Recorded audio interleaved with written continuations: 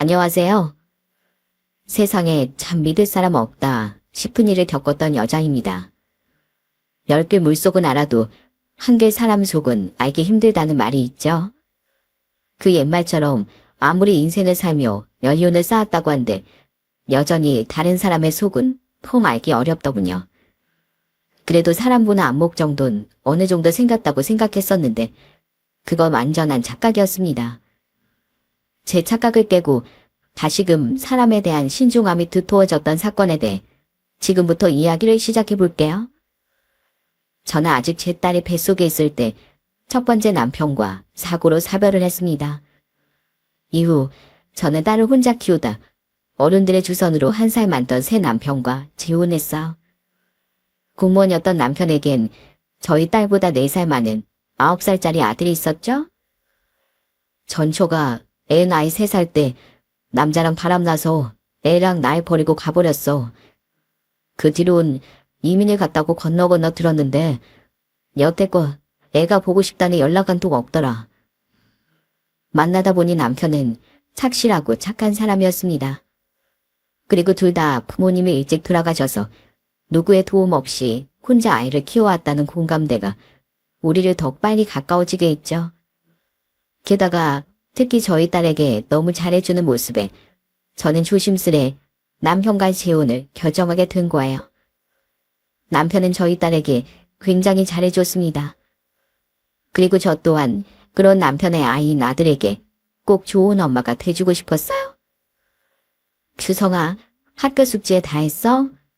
엄마한테 알림장 보여주면 엄마가 도와줄 수 있을 것 같은데. 죄송해요. 제가 혼자 알아서 할 수 있어요.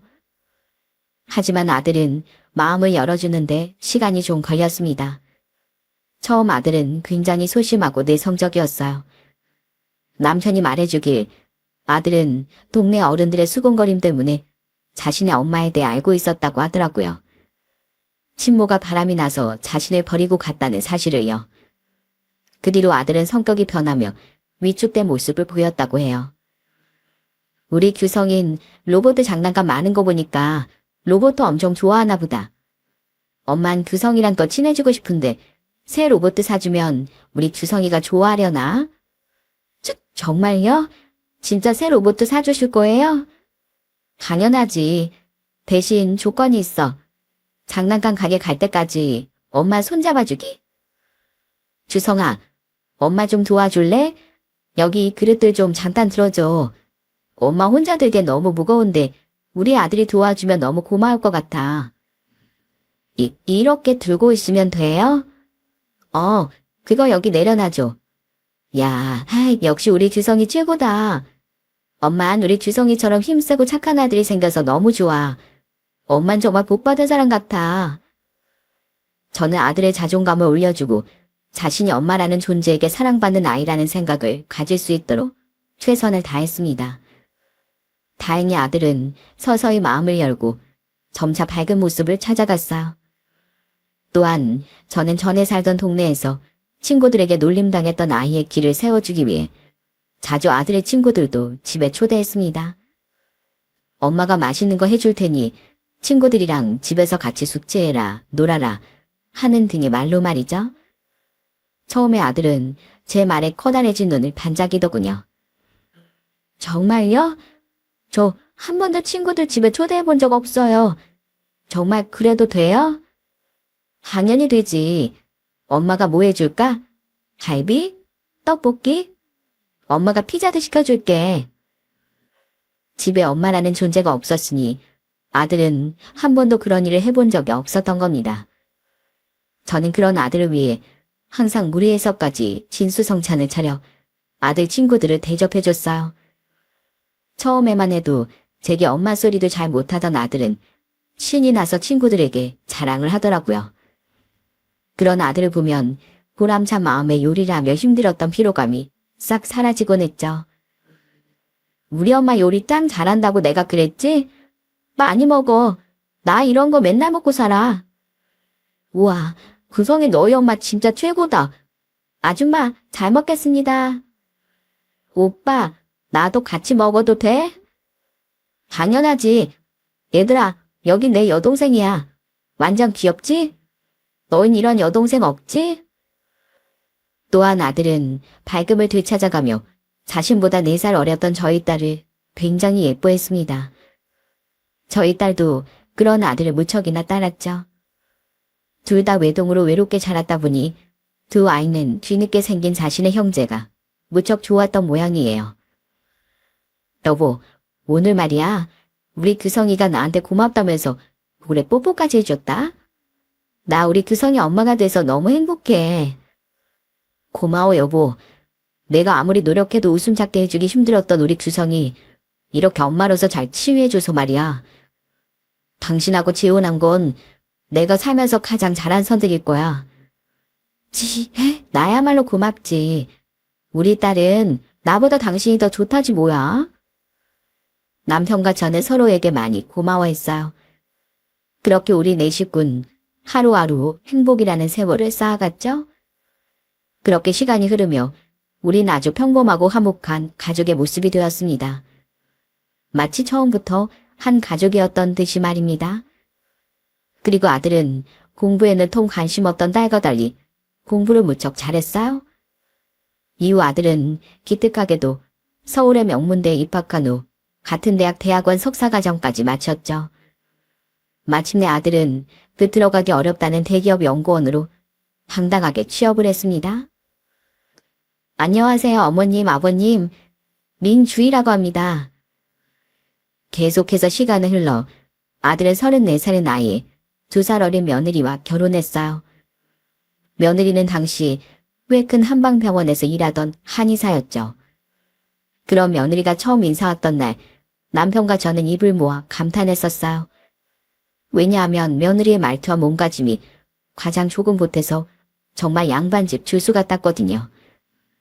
무릎 아래로 내려오는 차분한 원피스에 잘 빗어서 하나로 묶은 머리, 연한 화장과 차분한 말투, 단어 하나하나 고르듯 신중한 언사까지 정말 참한 아가씨라는 인상을 받았어요. 그리고 그날 사돈 어른들에 대해 들어보니 며느리가 그렇게 품행이 방정한 이유를 알겠더라고요. 저희 아버진 중학교 선생님이셨어요. 작년엔 교장직에서 은퇴하셨고요. 엄마랑 아버지 두 분 다 저랑 남동생을 굉장히 엄하게 키워주셨어요. 특히 저희 아버진 교육자 집안 자녀는 더 행실이 발라야 한다고 생각하시는 분이라 저랑 동생이 잘못하면 회초리도 마다 않고 드는 분이셨어요. 이후 상견례 때 뵌 사돈 어른들도 사돈 총각도 예상대로 참 좋은 사람들이었어요. 그리고 결혼식이 코앞으로 다가왔던 어느 날 아들은 설거지를 하던 제 허리춤을 가만히 뒤에서 껴안았어요. 어머니, 감사해요. 낳아준 엄마에게 받은 제 상처를 사랑으로 보듬어주고 지금껏 키워주셔서요. 어머니가 아니었으면 전 아마 내성적이고 우울한 그때 모습 그대로 자랐을 거예요. 그러니까 어머니가 아니었으면 제가 그런 좋은 사람, 좋은 처가를 만나 결혼할 일도 없었을 거고요. 사랑합니다, 어머니. 그 어렸던 녀석이 언제 이렇게 큰 건지 코끝이 시큰해지더군요. 그렇게 아들은 결혼을 했습니다. 이후 아들과 며느리는 결혼 2년 뒤 아들도 한 명 낳으며 행복한 가정을 꾸려갔어요. 또한 며느리는 저희에게도 무척 잘했습니다. 며느리는 항상 우리에게 예의 바른 모습을 보였고 선을 지키면서도 참 사근사근했어요. 저와 남편이 이렇게까지는 안 해도 된다는데도 가끔은 혼자 시댁에 찾아오고 일주일에 꼭 한 번씩 안부 전화까지 걸었죠. 요즘 그런 며느리가 어디 흔하니? 나랑 네 아버지로선 고마울 따름이지. 주성이 너 네 처가에 잘하고 있지? 안 사람이 시댁에 잘하는 만큼 사위도 처가댁에 잘해야 서로 서운함이 없는 법이야. 그럼요. 제가 두 분을 얼마나 좋아하는데요. 두 분 정말 좋은 분들이세요. 그리고 우리 처남은 제가 정말 자기 친형이었으면 좋겠다면서 저를 엄청 따라줘요. 저 장가 정말 잘 간 것 같아요. 우리 며느리에게 고마워서라도 아들에게 항상 신신당부를 했습니다. 그리고 우리 또한 며느리에게 잘해주려고 노력했어. 애미야, 너 곶감 좋아하지? 내가 이따 추성이 편으로 들려보낼 테니까 추성인 조금만 주고 너 혼자 다 먹거라. 알았지? 네? 네, 어머님. 그럼 제가 가지러 갈게요. 아니야, 너 힘들어. 그래서 내가 일부러 너희 집으로 안 가져다 주고 주성이 부른 거야. 그리고 그 편에 사돈 어른들께 드릴 장례삼들도 같이 보내마. 제가 못 살아요. 매번 이렇게 감사해서 어떡해, 어머님? 감사합니다. 우린 정말 며느리 시집살이 시키는 시부모들이 이해가 가지 않았습니다. 그저 내 자식과 손주와 잘 살아주는 것만으로도 이렇게 예쁘고 감사한데 왜 며느리를 괴롭히는지 말이죠. 게다가 하는 말 한마디, 행동 하나하나 예쁘지 않은 구석이 없으니 저와 남편이 며느리 예뻐하던 건 두말하면 입 아픈 사실이었어요. 에휴, 허리야. 여보, 나 허리에 침 좀 맞고 올게. 나이가 드니까 확실히 몸이 처음 같지가 않네. 그렇게 세월이 흘러 아들과 며느리가 결혼한 지 5년이 지난 어느 날이었어요. 당시 저는 가끔 허리에 통증을 느꼈었어요. 다행히 디스크는 아니었지만 가끔 무리해서 통증이 심해질 때면 며느리를 찾아가 침을 맞곤 했죠. 솔직히 동네 환의원이나 며느리에게 가나 느끼는 효과는 비슷했는데 그래도 기왕 내 몸을 맡겼고 마음 놓이게 며느리에게 맡기는 게 훨씬 낫다고 생각했거든요. 그날도 저는 은퇴 후 자원봉사를 다니던 남편에게 전화를 한 후 며느리가 일하던 한의원으로 향했습니다. 대중교통으로 집에서 50분 거리였지만 겸사겸사 며느리 얼굴도 볼 겸해서요. 며느리의 길을 살려주기 위해 다른 한의사 선생님들과 간호사 직원분들께 드릴 도넛도 잔뜩 포장해서 갔죠. 며느리가 손주를 낳은 후 새로 옮긴 그 한의원도 전만큼은 아니지만 꽤 규모가 있는 한방병원이었거든요. 안녕하세요. 오랜만에 뵙네요. 저 기억하시나요? 여기 민주희 선생 시어머니 되는 사람입니다. 우리 며느리 지금 일하고 있죠? 며느리한테 침 좀 맞으려고 왔어요. 아, 민주희 선생님이요? 그게 한의원 접수처엔 제가 두어 번 봤던 직원이 앉아있더라고요. 저는 그 직원분에게 예의 갖춰 인사와 도넛을 건넸어요. 그런데 며느리를 찾는다던 제 말에 직원의 표정이 당황스러운 듯 변하더군요. 그리고 그 직원이 입을 열려는 순간 접수처 오른편에 있던 치료실에서 며느리 한의사 동료인 듯한 한 남자가 의사 가운을 입고 나오더니 한가운데 저를 부르더라고요. 민 선생 시어머니시라고요? 안녕하세요. 저는 민 선생처럼 이 한의원에서 일하고 있는 박준섭 한의사라고 합니다. 근데 민 선생한테 침 맞으러 오신 거예요? 예, 우리 며느리 평일엔 항상 근무하잖아요. 혹시 환자 보는데 방해될까봐 일부러 전화 안 하고 왔는데 우리 며느리 지금 많이 바쁜가요? 아, 그러셨어요? 근데 민 선생 오늘 휴무예요. 아이고, 그냥 전화해보고 올걸. 평일에도 쉬는 날이 있는지 몰랐네요. 알겠습니다. 감사합니다. 잠깐만요. 근데 아주머니, 침 맞으러 오신 거 아니에요? 저한테 진료받고 침도 맞고 가세요. 제가 잘해드릴게요. 박준섭이라고 자신을 소개한 남잔 며느리가 쉬는 날이라고 말했습니다. 그리고 나를 잘못 골라 잡았구나 싶어 돌아가려는 절 얼른 붙잡더라고요. 어떻게 여기까지 온 직장금요 시어머니 그냥 보낼 수 있겠냐면서요.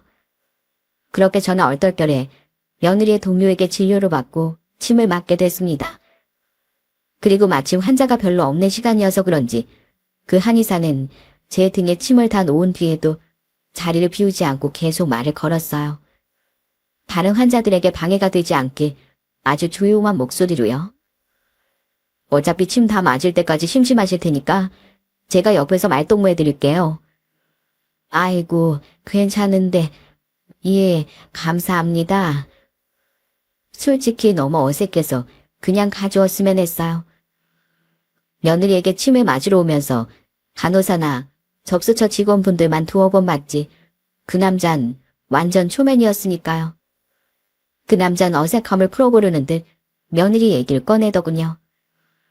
민주희 선생은 어떤 며느리의 아주머니? 어떤 며느리요? 좋은 며느리죠. 참하고 예의 바르고 싹싹하고 우리 아들하고 손주한테도 잘하고요. 며느님을 엄청 아끼고 믿으시나 봐요. 그럼요. 가족끼리 서로 아끼고 믿어야죠. 더군다나 우리 며느리야 어디 흠잡을 곳이 있나요? 우리 며느리 환자들한테도 좋은 의사죠?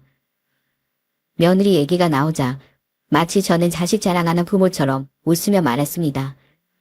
그런데 그 남잔 제 말에 대답을 않고 잠시 뜸을 들이더군요. 그리곤 다시 입을 떼는데 그 입에선 의심스럽게 짝이 없는 말이 흘러나왔어요. 환자들한테라 뭐 대부분 한의사들만큼은 좋은 의사죠. 그런데 아주머니 믿는 돕게 발등 찍힌다는 말 아시죠? 아주머니 며느리 그렇게 철석같이 믿다가 큰일 납니다. 조심하세요. 예? 아이 그게 무슨 말이에요? 왜 내가 우리 며느리를 조심해요? 이 사람이 지금 대체 무슨 말을 하나 싶었습니다. 저는 등에 꽂혀있는 침 때문에 몸을 제대로 일으키지 못한 채 겨우 고개만 돌려서 옆에 앉아있던 그 남자를 쳐다봤어요. 그러자 그 남자가 저를 보며 싱긋 웃지 않겠어요?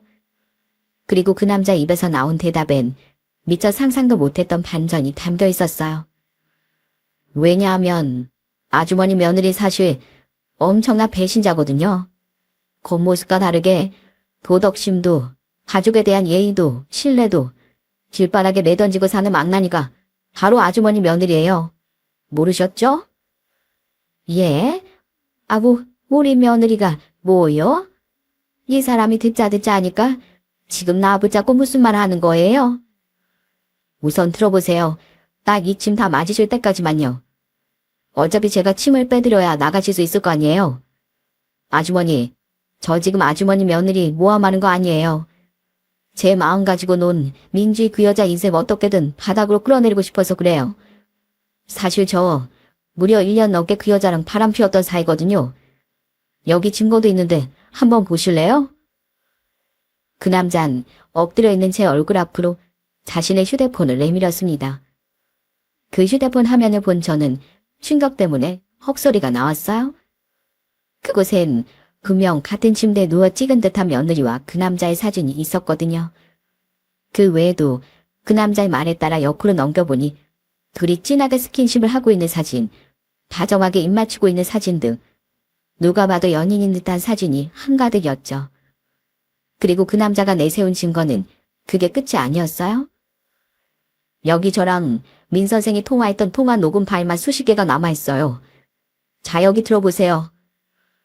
그 남잔 제게 주머니에서 이어폰을 꺼내 한쪽을 건넸습니다. 그리고 떨리는 마음으로 귀에 꽂은 이어폰에선 제 며느리 것이 분명한 목소리가 잔인하게 흘러나왔죠. 자기 지금 어디야? 나 시댁 혼자 가고 있어. 아, 진짜 귀찮아 죽겠어.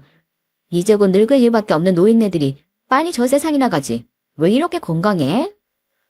귀찮은데 남편도 없이 뭐하러 가? 그래도 이렇게 쇼맨십을 해줘야 아무도 날 의심을 못해. 자기도 알지? 양가 부모님이랑 우리 남편은 나 완전 요조 숙녀인 줄 아는 거. 평소에 이렇게 잘해놔야 뒤로 이렇게 하고 싶은 거 마음껏 하면서 살 수 있는 거야. 하고 싶은 거? 자기랑 바람 피우는 거. 자기도 알지? 나 평생 우리 아버지 때문에 조신한 적 살아야 했던 거. 그러다 보니까 뒤에서 이렇게 스릴 있게 사는 게 너무 재밌더라. 뭐, 그럼 날 스릴 때문에만 만난다는 소리야? 아니, 그건 아니지. 우리 자기 완전 사랑하지. 진짜지? 얼마만큼? 내 남편, 내 아들 사랑하는 건 아마 발톱에 때도 못할 정도로? 그럼 여태 내가 졸랐던 것처럼 꼭 이혼하고 나랑 결혼할 거지.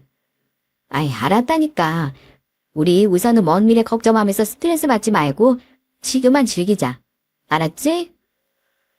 방정맞고 경박한 말투와 말꼴새가 낯설기 그지없었습니다. 너무도 익숙한 목소리와 다르게 말이죠. 그리고 그 남잔 제게 제 휴대폰 번호를 묻더니 그 파일 전부를 제 휴대폰으로 전송해 주더군요. 이후론 제 등에 있는 침을 하나씩 제거하며 남은 말을 모조리 쏟아냈죠. 이거 다 보내드릴 테니까 증거 삼아서 아들 이혼시키세요. 바람 피우는 거 오락 정도로 생각할 정도로 이 여자 제정신 아닌 여자예요. 들어보니까 그쪽도 짝짝꿍이 제대로 맞은 것 같은데 갑자기 왜 나한테 이런 걸 말해주는 거예요? 민주의 그 여자가 절 뻥 차버렸거든요. 저는 유부녀인 걸 알고서도 온 마음을 다 줄 정도로 진심이었는데 그런 제 마음을 가지고 놀았던 거예요. 그럴 거면 왜 자기가 먼저 저 꼬시고 결혼하자는 제 말에 알겠다고 대답했냐고 물었더니 그땐 제가 좋았고 여전히 저한테 질리기 전이라 헤어지기 싫어서 그랬다고 하더라고요. 근데 이젠 제가 질렸으니까 이만 헤어지자고요. 그리고 제가 계속 붙잡았더니 아예 저랑 일하기 불편하다면서 어제 한의원을 그만두기까지 하지 뭐예요? 애미가 여길 그만뒀다고요? 아깐 분명 쉬는 날이라고. 우선 아주머니 잡아둬야 제가 그 여자 정체를 폭로할 수 있을 것 같았어요. 아주머니 따라 나가서 말하기엔 나름 근무 중이라 시간이 너무 오래 걸릴 테니까요. 저를 장난감 정도로밖에 생각 안 한 민주의 그 여자한테 너무 분했어요. 심지어 제가 너무 힘들어서 어디에 말도 못했던 그 여자와의 얘기를 같은 한의사인 다른 친구한테 털어놨었거든요. 근데 걔가 저한테 더 놀라운 말을 해주더라고요. 그 남자의 친구는 사실 자신은 저의 며느리에 대해 들은 이야기가 있다고 말했다더군요. 며느리가 손줄 낳기 전까지 다녔던 그 한의원을 그만둔 진짜 이유에 대해 말이죠. 민주의 그 여자가 그 병원에서도 심지어 유부남의 한의사 한 명을 엄청 꼬셔댔대요. 근데 그 남자가 끝까지 자기를 거부하고 거의 경매를 갖고 하니까 그 뒤로 그 둘이 굉장히 불편해졌대요. 그리고선 출산휴가 들어갈 쯤에 그 한의사한테 욕설 문자를 남기곤 회사를 해버렸다는 거예요. 바람 피울 용기도 없는 겁쟁이라고 하면서요. 그때 그 한의원 원장은 병원 이미지 때문에 다들 실시시켰는데 할 없는 말이 천리 간다잖아요. 그 유부남 의사가 주위에 완전 정신 나간 여자라고 욕을 하고 다녀서 민주의 그 여자에 대해 알 사람은 많이 알고 있었대요. 심지어 알게 모르게 소문이 퍼지자 며느린 그 유부남 한의사를 찾아가 성을 냈다더군요. 자기 밥줄 끊어놓을 일 있냐며 사생활 이 바닥에 허트레지 말라고요. 그 뒤론 그 사람도 자기가 피해자이긴 해도 사람들 입에 오르내려서 좋을 건 없으니까 입을 닫아나 보더라고요. 인맥이 별로 없는 전 그것도 모르고 그 여자한테 이용당한 거예요. 저희 원장님도 모르셨으니까 그런 여자 채용하셨겠죠? 게다가 기가 차서 혹시나 하고 알아보니까 그 여자 한의대 다닐 때 아름아름 유명했대요. 별명이 부뚜막 고양이였나 봐요. 아시죠? 얌전한 고양이가 부뚜막에 먼저 올라간다는 말이요. 앞에선 차 많죠. 조선시대 여자인 척하면서 뒤에선 양다리에 삼다리까지 걸치고 다녔다네요. 그 여자 소개로 만난 아주머니 아들도 가족도 다 속은 거예요. 하긴 같은 한의사들도 그 여자 실체를 모르는 사람들이 많았는데 속을 수밖에 없었겠죠. 그 남잔 며느리의 실체를 다 알게 됐음에도 불구하고 끝까지 며느리를 붙잡았다고 합니다. 하지만 너는 그냥 오락거리였고 자신은 고작 너 때문에 이 안정적인 생활을 깰 생각이 전혀 없다는 망발을 며느리가 내뱉었다고 해요.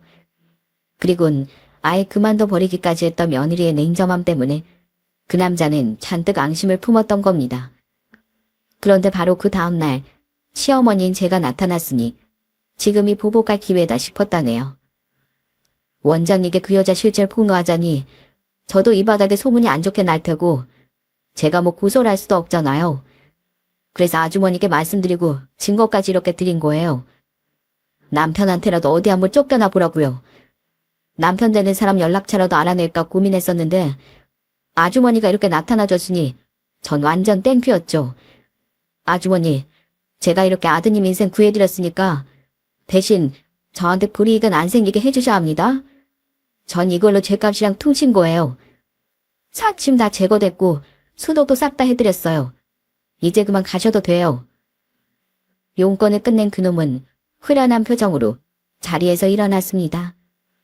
그리곤 마치 큰 인심을 베푼 사람처럼 얼른 몸을 일으켜 온 매무새를 정리하던 저를 보고 웃더라고요. 저는 기가 차서 목소리를 높여 소리쳤어요. 이 봐요. 내 며느리 실체 알려준 건 고맙지만 그쪽 뭔가 착각하고 있는 거 아닙니까? 네. 아주머니, 목소리 좀 낮추세요. 사람들이 다 들어요. 왜요? 창피한 짓 한 건 압니까?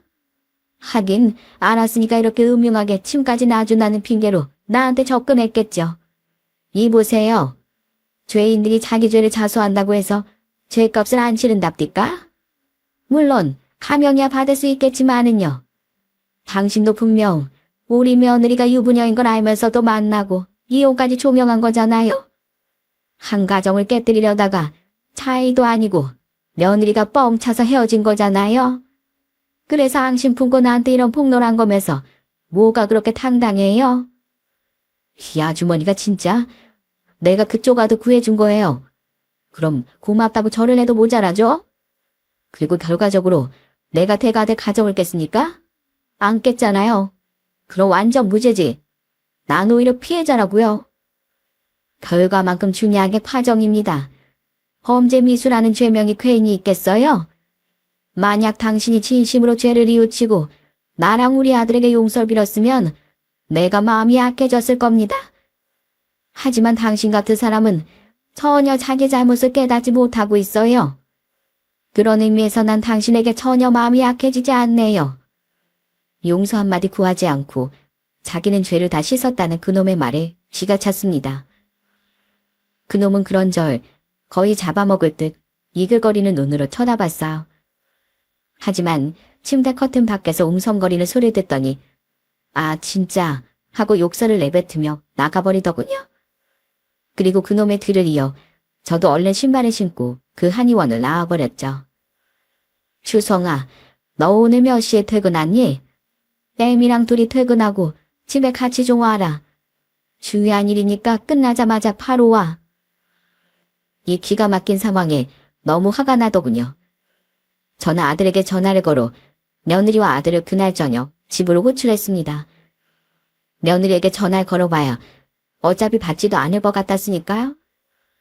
그리고 그날 집으로 돌아온 전 일찍 돌아와 있던 남편과 마찬가지로 일찍 퇴근해 들어와 있던 딸에게 그 충격적인 진실을 말해줬어요.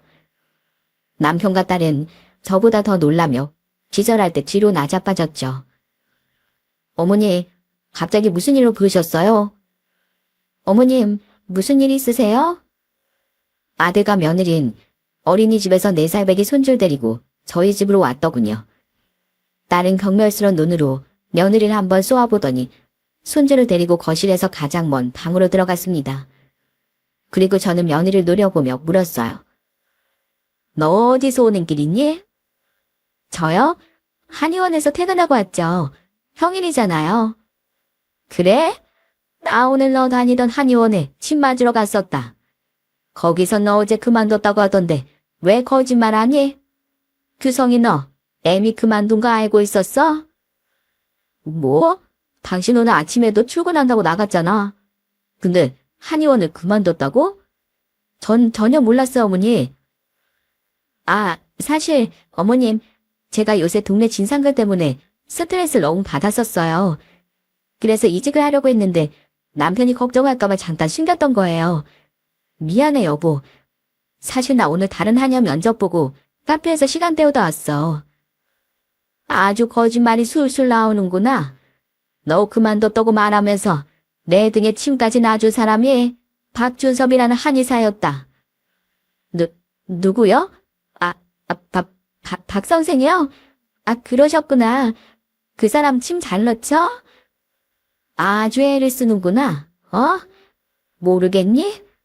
그 사람이 네가 자기 차버렸다면서 너한테 앙심을 품었다더라. 그래서 나한테 너랑 1년 넘게 바람 피우던 사이였다고 다 폭로했어. 심지어 너 전 병원에서도 유부남 한의사 꼬시다가 망신당하고 그만둔 거라며? 자, 여기 네가 그놈이랑 바람 피웠다는 증거도 다 있다. 규성아, 우린 여태 저 그 여우한테 단단히 속고 산 거야. 심지어 제 대학 다닐 때 별명이 글쎄 그것도 막 고양이였단다. 얌전한 얼굴로 뒤에서 남자들한테 양다리, 삼다리 다 걸치고 다녀서. 저는 경악을 한 아들에게 마음 굳게 먹고 그놈이 보내준 증거사진과 통화 녹음 파일을 전부 보내주었어요. 그놈이 제게 말해준 모든 진실을 다 폭로하면서요. 남편은 머리를 짚으며 며느리 원망스러운 눈초리로 바라보고 있었어요. 그리고 아들은 얼굴이 사색이 된 며느리 배신감에 가득 찬 표정으로 보며 소리쳤어요. 당신 이게 다 뭐야? 당신 그럼 여태 지방 세미나 때문에 출장 간다. 요새 세미나가 많이 열린다면서 1박 2일 출장 가고 평소 외출도 잦았던 게 다 이것 때문이었어? 어떻게 나 이렇게 까맣게 속일 수가 있어? 내가 당신을 얼마나 믿었는데. 아니 여보, 어머님, 이거 다 모함이에요. 그 자식이 절 짝사랑했는데 제가 안 받아주니까 절 모함하는 거라고요. 그 사진 다 합성이고 그 목소리도 다 저 아니에요. 합성? 말이 되는 소리라거라. 너 만약에 이 사진이 합성 아니게 밝혀지면 그때 너 어떻게 할래? 어디, 내가 진짜 어디에다 맡겨라도 봐? 아니, 그게... 거봐, 대답 못하잖아. 우리 앞에선 그렇게 조숙한 며느리인 척하더니 뭐? 노인네들이 빨리 저 세상에 가야 되는데 왜 건강하냐고? 스릴을 즐겨? 내 살다 너처럼 악독하게 말하는 애는 난생 처음 본다. 당신, 이럴 거면 처음부터 왜 나한테 접근해서 결혼까지 했어? 그렇게 남자나 좋으면 평생 이 남자 저 남자 만나면서 자유롭게 살지. 왜 나한테 접근해서 나랑 우리 아들까지 불행하게 만드냐고. 그건 다르지. 당신은 내가 본 남자 중에서 제일 착한 남자였단 말이야. 원래 결혼은 당신처럼 착한 사람이랑 해야 인생이 무탈한 거야. 여보, 그래, 다 인정할게. 내가 바람 좀 피우고 다녔고 원래 남자도 좀 만나고 다녔어. 근데 그 사람들은 나한테 다 장난감일 뿐이야. 나한테 진짜 남자는 당신밖에 없어. 그리고 여보, 이런 일을 설마 나 버릴 건 아니지? 당신 생모 때문에 평생 상처 안고 살았잖아. 근데 당신 아들한테까지 그런 상처 물려줄 셈이야? 결국 며느린 울먹이며 자신의 만행을 인정했습니다. 그런데 벼랑 끝까지 몰린 며느린 아들의 트라우마를 들쑤시며 자기 살 길을 찾으려고 들더군요. 여보, 당신도 알잖아. 엄마가 바람나서 집 나갔다는 걸 알면 자식 가슴에 얼마나 큰 상처가 남는지. 우리 아들 가슴에도 그런 대모소 박을 참이야? 아니, 당신이 얼마나 착한 사람인데 당신은 절대 못 그럴걸? 그러니까 여보, 이번 일은 그냥 묻고 우리 아무 일도 없었다는 듯이 살자. 내가 앞으로 잘하면 되잖아. 당신 만약에 이번 일로 나 버리면 당신 손으로 우리 아들을 불행하게 만드는 거야.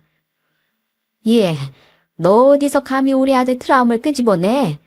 뭐 이런 못된 애가 다 했어? 아주만 조용히 좀 해요. 짜증나게 내 남편 친모 다닌 여자가 왜 괜히 나서서 초를 치고 난리예요? 왜 나한테 전화도 안 하고 거기 가서 지를 이 사단에 만드냐고요? 전부터 진짜 마음에 안 들었어. 개모치지. 맨날 내 남편 위하는 척. 좋은 엄마인 척 하는 거 진짜 거슬렸다고요. 대기업 다닌 아들한테 뭐라도 떨어질까 싶어서 그러는 거 다 아니까. 진짜 내 남편 엄마도 아닌 주제에 나대지 좀 말아요. 정말 며느리라는 껍데기를 뒤집어 쓴 악마를 보는 것 같았습니다. 그만큼 며느리의 도끼 어린 표정과 말에선 우리가 알던 며느리의 모습은 완전히 사라지고 없었거든요. 하지만 경악한 와중에도 참을 수 없었던 건 아들의 엄마로서 저를 모욕한 일이었어요. 저는 며느리를 향해 사나운 표정을 지으며 고함을 질렀죠. 내가 내 아들을 어떻게 키웠는데 감히 그 시간을 부정해? 난 우리 아들 내 배 아파 낳진 않았어도 가슴으로 낳고 울었어. 난 우리 아들이 돈 잘 버는 대기업 요원이 아니라 막노동을 했어도, 아니 여태껏 백수로 살았어도 여전히 사랑했을 거야. 누가 뭐래도 주성인 내 아들이고 난 규성이 엄마니까. 감히 애한테 엄마 자격도 없는 인간이 어디서 나한테 엄마를 들먹여? 우리 손주, 너 같은 엄마는 없는 게 훨씬 행복할 거다. 그러니까 당장 내 아들 내 손주 옆에서 사라져. 며느린 이미 이성을 잃은 모양이었어요. 왜냐하면 제 말이 끝나자마자 제게 달려들려고 했거든요. 하지만 며느린 자신의 뺨을 세게 후려친 제 아들에 의해 바닥으로 나가 떨어지고 말았죠. 감히 내 인생을 구해준 우리 어머니한테 개못소리를 해? 우리 어머니는 날 낳은 친모란 여잔 비교도 안 되게 훌륭한 분이야. 그런데 어딜 감히 인간 같지도 않은 게 우리 어머니한테 그딴 말이 짓거려? 너야말로 나대지 마. 그리고 나 비록 어리적 상처를 받긴 했어도 행복하게 자라고 살았어. 바로 우리 어머니 덕분에. 그러니까 우리 아들도 난 당신 없이 아주 행복한 아이로 키워낼 거야. 더 이상 우리 집에 네 자리는 없어, 이 끔찍한 여자야. 여보, 진짜로 날 버리겠다고? 내가 성격 좀 착하다고 호구인 줄 알았냐? 난 내 자신보다 내 아들, 내 가족 건드린 인간은 절대 용납 못해. 그리고 당신, 이 일, 내가 곧장 장인 장모님께 전화드려서 다 말할 줄 알아. 당신은 장인어른께 질질 끌려서 처가로 쫓겨나 가보나 해. 우리 아버지한테? 안 돼, 여보. 제발 아버지한테 말하지 마. 내가 진짜 잘못했어. 어머님, 아버님, 제가 진짜 잘못했어요. 저 아버지 아시면 진짜 큰일 나요. 제발 저 사람 좀 알려주세요. 이미 둘이 이혼하면 다 아실 일을 우리가 왜 막니? 그렇게 아나무인으로 굴더니만 너한테도 무서운 게 있었구나. 아주 잘된 일이다. 아들이 바깥사돈을 들먹이자 며느린 얼굴이 하얗게 질렸습니다. 그리고 아들의 손에서 휴대폰을 빼앗으려 들며 그제야 아들과 우리에게 마구 사과를 했죠. 하지만 이미 때는 늦었더군요. 아들은 정말로 두 사돈에게 모든 자료를 전송한 뒤였으니까요. 그리고 아들은 거의 절망을 한 며느리를 질질 끌고 저희 집에서 나가버렸습니다. 우리 아들 좀 부탁드릴게요, 어머니, 아버지. 못난 모습 보여서 죄송해요. 그런데 우선 이 사람부터 마저 정리해야 할 것 같아요. 연락드리겠습니다. 아들이 자신과 손주의 짐을 싸들고 다시 집으로 돌아온 건 그로부터 4시간쯤 뒤였어요. 아들은 피곤한 얼굴로 아까 전 집으로 사돈 어른들이 곧장 들이닥쳤다고 했죠. 두 분은 아들에게 100배 사절했고 바깥서도는 며느리를 정말 비 오는 날 먼지 나도록 혼쭐을 냈다고 하더라고요. 제가 당장 이혼할 거라고 하니까 두 분은 애 엄마를 처가로 끌고 가셨어요. 자신들은 입이 10개라도 할 말이 없다면서요. 죄송한데 어머니, 아버지, 저 당분간 우리 아들이랑 여기서 신세 좀 져도 될까요? 앞으로 이혼 준비하려면 애를 혼자선 제대로 돌보기 힘들 것 같아서요. 저도 두 분 옆에서 마음 좀 추스르고 싶고요. 아무리 며느리 앞에서 단호한 모습을 보였다지만 아들 마음이 괜찮을 리 없었습니다. 아들은 상처받은 표정으로 고개를 푹 숙였어요. 그 모습이 너무 마음 아파 저는 아들을 꼭 안아주었죠? 저 괜찮아요, 어머니. 아니, 지금은 안 괜찮아도 곧 괜찮아질 거예요. 아버지가 괜찮아지셨듯이요. 이렇게 어머니가 안아주시는 것만으로도 저 정말 많은 위로가 돼요. 그날 다행히 엄마를 찾지 않던 손주를 지우고 우리 네 식구는 오랜만에 둘러앉아 맥주를 마셨습니다. 술이 약한 딸은 눈물을 펑펑 흘리며 며느리에게 저주를 퍼부었죠. 감히 착한 우리 오빠 가슴에 상처를 줘? 두고 봐. 그런 인간은 평생 하늘이 내리는 천벌 받으면서 살게 될 거니까. 진짜 세상에 믿을 사람 없다더니 무섭다, 무서워. 오빠, 걱정하지 마. 오빠한텐 이렇게 든든한 가족이 있잖아. 그런 딸을 보며 아들은 피식 웃음을 짓기도 했습니다. 그리고 다음날 두 사돈 어른은 직접 저희 집에 찾아와 허리 숙여 사과하셨어요? 죄송합니다. 제가 평생 다른 학생들만큼 제 자식들도 잘 교육시켰다고 생각했는데 아니었나 봅니다. 정작 제 자식을 이런 금수로 키웠다니 너무 부끄럽네요. 조서방에게 진주해 자식 잘못 키운 부모로서 평생 부끄러이 여기고 속죄하며 살겠습니다.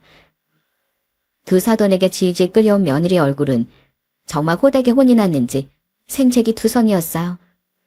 그 퉁퉁 부은 얼굴로 며느리 엉엉 울며 우리와 아들에게 다시 한번 사과를 했죠. 그 모습을 어린이집에 가 있던 손주가 못 본 게 정말 천만다행이라고 생각했어요. 아들은 며칠간 휴가를 쓴 뒤 이혼 전문 변호사를 알아보러 다녔습니다. 그리고 며느리와 이혼을 준비하며 며느리와 상간남에게 위자료 소송도 걸어버렸죠. 가족끼리 아무리 생각을 해봐도 반성의 의미가 전혀 없던 상간남에게도 그 정도 벌은 주는 것이 맞다고 생각했거든요. 또한 아들은 아예 며느리와 살던 자기 명의의 집을 팔고 저희 집으로 들어왔어요. 저와 남편이 그게 손주를 위해서도 좋은 방법 같다며 설득했어요. 넌 지금 그게 상심해서 가족의 위로가 필요하다고 생각한다. 그리고 우리 손주한테 너무 없는 빈자를 최대한 느끼지 못하게 해줘야 돼. 그래야 애 마음에 멍이 크게 안 남는다. 며느리와 상간남에게 보복하기 위해 우리가 한의원에 뒤집어 엎으러 갈 필요는 없었습니다. 아들을 무척 따랐다던 사돈 총각은 아들의 이혼이 잘 마무리되고 두 연놈에게 위자료도 전부 받아낸 이후 아들에게 며느리와 상간남의 최후를 상세하게 전해줬다더군요. 그놈이 어머니께 자기랑 애 엄마 정체 포응한 날 한의원 사람들이 진실을 다 알게 됐나 봐요. 어머니가 목청껏 그놈에게 화를 내신 덕분에요. 그 일로 그 동네엔 환자들 입을 통해서 소문이 쫙 퍼졌고 단골 동네 아주머니들이 엄청나게 항의를 했대요. 이런 비도덕적인 의사가 있는 한의원에 누가 발길하고 싶겠냐고요. 결국 그놈은 원장을 통해 권고사직을 당했다고 합니다. 반성은 전혀 없고 못된 생각만 했던 그놈은 그렇게 결국 제 무덤을 자기 스스로 파게 된 거죠. 그리고 시시하기도 이미 늦었던 그 사건은 한의사들 사이에서도 일파만파 소문이 퍼진 모양이더군요. 그 상간남은 그나마 서울 변들이 작은 한의원에 취업이 된 모양인데 가뜩이나 소문이 안 좋았었던 며느리는 완전히 이미지 타격을 입게 되었다고 합니다. 때문에 당연히 서울에서의 재취업길이 막혀 사돈댁에서 눈칫밥만 먹으며 지내고 있다고 했죠. 단단히 화가 난 사돈 어른들 앞에서 밥 한 수저도 마음 편히 못 먹으면서요? 처남이 하는 얘기론 내 엄마가 그놈하고 전화로 싸우는 소리를 다 들었다네요. 서로 너 때문에 내 인생이 망가졌다고 엄청 싸우댔대요. 참 한심한 사람들이죠. 그렇게 아들의 결혼 생활은 씁쓸히 막을 내렸습니다. 물론 법원의 판결에 의해 손주의 양육권은 아들에게 넘어온 채로 말이죠. 이후 아들은 이혼의 아픔을 딛고 손주를 위해서라도 씩씩하게 살아갔어요. 그런 아들의 이혼이 벌써 3년 전 일이네요. 지금 저희 가족은 아들과 비슷한 아픔을 안고 살아가게 된 손주에게 엄마의 빈자리를 채워주기 위해 최선을 다하며 살고 있습니다. 특히 손주 앞에서 우린 며느리와 아들의 이혼 이유를 알리지 않으려 필사적으로 노력하고 있어요. 과거 저희 아들이 친모의 실체를 알고 크게 상처받았던 일을 손주에게 반복하지 않기 위해서요. 다행히 그런 가족의 노력 덕분인지 손주는 아주 밝게 자라주고 있죠. 저, 어머니, 아버지, 사실 얼마 전에 처남한테 내 엄마 소식을 전해 들었어요. 아들은 그동안 두 사돈 어른과는 왕래를 않고 지냈습니다. 혹시 아직 어린 손주가 두 분을 보면 엄마를 더 그리워하고 혼란을 겪을까 봐서요. 아들은 두 분을 무척 좋아했지만 손주를 위해 가슴 아픈 선택을 한 거죠. 그런데 얼마 전 아들이 저와 남편에게 조심스레 며느리의 근황을 알려주더군요. 처남이 아주 오랜만에 연락을 해왔다면서요. 그 사람 저랑 이혼하고 얼마 안 돼서 혼자 먼 지방으로 내려갔었대요. 재산분할 받은 돈에 대출받아서 자기 한의원을 차리겠다고요. 서울에선 취업도 안 되고 장인 장모님하고 살기 불편했으니 그런 선택을 한 거죠. 근데 개벌은 난 못 준다고 거기서 개원하자마자 이번엔 유부남인 환자로 눈이 맞았었더라고요. 그걸 그 환자 아내가 듣다가지 눈치채고 완전히 한의원을 뒤집어 놨대요. 정말 며느린 윤리의식이라고 눈을 씻고 찾아볼래도 찾아볼 수 없는 애였던 겁니다. 그새 또 못 참고 그것도 또 유부남을 건드린 며느린 결국 대출금만 잔뜩 남겨놓은 채 한의원을 폐업해야 했다고 해요. 아직 단골 유치도 못하고 한의원이 자리도 잡기 전에 그런 일이 벌어졌으니 그 작은 지방 상권에서 매장을 당했던 거죠. 물론 그 환자 아내에게도 위자료까지 뜯기고요. 누나 병원 이름 검색만 해봐도 홈페이지에 올라온 민원글이 어마어마했으니 부모님도 저도 왜 몰랐겠어요. 그 와중에 누난 뻔뻔하게 그냥 한의원을 접었다고만 하고 다시 부모님 집에 들어오려고 했어요. 완전히 눈이 뒤집어진 아버지가 누나를 쫓아내 버리셨지만요. 너 같은 앤 더 이상 우리 딸도 아니라면서요. 하고 말하며 아들의 처남은 씁쓸히 말을 마무리 지었다고 합니다. 그리고 마지막으로 며느리가 혹시 동정심을 유발하며 아들에게 빌붙으려 할지도 모르니 절대 연락을 받지 말라고 조언해줬다네요. 그런데 그 전화가 온 바로 다음날 정말 모르는 번호로 며느리에게서 전화가 왔다고 해요. 아들의 처남의 예상이 적중한 거죠. 하지만 아들은 며느리의 목소리를 듣자마자 이렇게 말하곤 또 끊어버렸다고 합니다. 당신 소식 이미 다 들었고 난 전혀 동정심도 연민도 갖고 있지 않아. 난 당신처럼 더러운 여자 우리 아들 앞에 평생 안 보여주고 싶으니까 당신은 당신 살고 싶은 대로 살되 절대로 우리 애 앞에 나타나지 마. 그게 당신이 애 엄마로서 해줄 수 있는 마지막 도리니까. 만약 나타나서 애 가슴에 상처 주면 그땐 내가 진짜 당신한테 무슨 짓 할지 몰라. 명심해. 자신의 말에 들어보지도 않고 잘라버린 아들의 태도에 며느린 겁을 먹든 단념을 했든 한 모양이더군요. 왜냐하면 그 이후 며느린 아들에게 지금껏 다시 연락해온 적이 없었으니까요. 그렇게 자신의 가족들에게까지도 완전히 버림받은 며느리가 지금은 어디서 어떻게 사는지 모릅니다. 다만 어디서 뭐라고 살든지 간에 그 썩어 빠진 정신머리부터 고치지 않으면 절대로 잘 살아가지 못할 거라고 생각해요. 부디 우리 손주를 위해서라도 제발 며느리가 정신 차리고 더 이상 부끄러운 엄마로서 살아가지 않았으면 좋겠어요. 그리고 저희 딸은 몇 달 뒤 결혼을 앞두고 있습니다. 손주는 고모와 곧 헤어질 생각에 벌써부터 소원해하고 있어요. 저희 딸을 엄마처럼 따르고 많이 좋아했거든요. 저는 그런 손주에게 앞으로 더더욱 엄마의 빈자리를 메워주고자 노력하며 살 생각입니다. 친모에게 배신당했던 우리 아들에 이어 손주에게도 같은 역할을 하고자 하는 제 자신을 보면 남편과 재혼하길 참 잘했다는 생각이 들더라고요. 그렇지 않았으면 저희 아들과 손주의 힘겨운 시간에 제가 곁에 있어줄 수 없었을 테니까요. 부디 앞으로 우리 손주도 아들처럼 아픔을 잘 디뎌내고 바르고 훌륭한 어른으로 자라줬으면 하는 게 제 가장 큰 바람입니다. 여러분, 예나 지금이나 세상엔 종종 사람이 아닌 짐승이 사람의 탈을 쓰고 살아가는 경우가 있는 것 같습니다. 그 독성과 이성을 버리고 그저 이기심과 본능에만 충실하며 남에게 상처 주는 일 따윈 신경조차 쓰지 않는 이들 말이죠. 마치 제 전 며느리나 제 아들의 친모처럼요. 사람의 본분을 잊은 그들에게 사람의 삶인 인생의 행복은 결코 찾아올 수 없다는 걸 그들이 꼭 명심했으면 좋겠습니다. 또한 생각보다 자신의 실체를 감쪽같이 숨기고 멀쩡한 척 살아가는 제 전 며느리 같은 이들이 많으니 여러분도 항상 조심하셨으면 좋겠어요. 그럼 전 이만 여기서 제 이야기를 마치겠습니다. 들어주셔서 감사합니다.